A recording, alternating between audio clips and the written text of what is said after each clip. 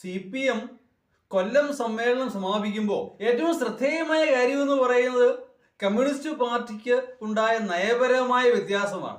പൊതുമേഖലാ സ്ഥാപനങ്ങളിൽ സ്വകാര്യ നിക്ഷേപത്തെ സ്വാഗതം ചെയ്യുന്നു എന്നുപറഞ്ഞാൽ കമ്മ്യൂണിസ്റ്റ് ആശയങ്ങളിൽ നിന്ന് ക്യാപിറ്റലിസത്തിലേക്കുള്ള നയപരമായ വ്യതിയാനം. ഇക്കാലം അത്രയും ലോകത്തുള്ള എല്ലാ പ്രശ്നങ്ങളുടെയും കാരണമെന്ന് പറയുന്നത് മുതലാളിത്തമാണ് എന്നും ആ ക്യാപിറ്റലിസമാണ് എന്നും അതിൻ്റെ എല്ലാം ഉറവിടമായ അമേരിക്കയാണെന്നും പറഞ്ഞിരുന്ന കമ്മ്യൂണിസ്റ്റ് പാർട്ടി ഇനി അമേരിക്കയും സഖ്യകക്ഷികളെയും എന്ത് കാരണം പറഞ്ഞ് എതിർക്കും? അവരുടെ അഭിപ്രായത്തിൽ എല്ലാ പ്രശ്നങ്ങളുടെയും കാരണം അമേരിക്കൻ സഖ്യകക്ഷികളും അതോടൊപ്പം അമേരിക്കയെ സപ്പോർട്ട് ചെയ്യുന്ന കോൺഗ്രസ് പാർട്ടിയുമാണ്.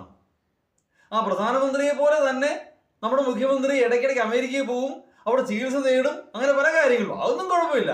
പക്ഷെ അണികൾ ഇങ്ങനെ പറഞ്ഞുകൊണ്ടേയിരിക്കണം എല്ലാ പ്രശ്നങ്ങളുടെയും കാരണം ആ മുതലാളിത്തമാണ്, അമേരിക്കയാണ്, ആ കോൺഗ്രസ് പാർട്ടിയാണ്. അതിനെല്ലാം മാറ്റം വരാൻ പോകുന്നു.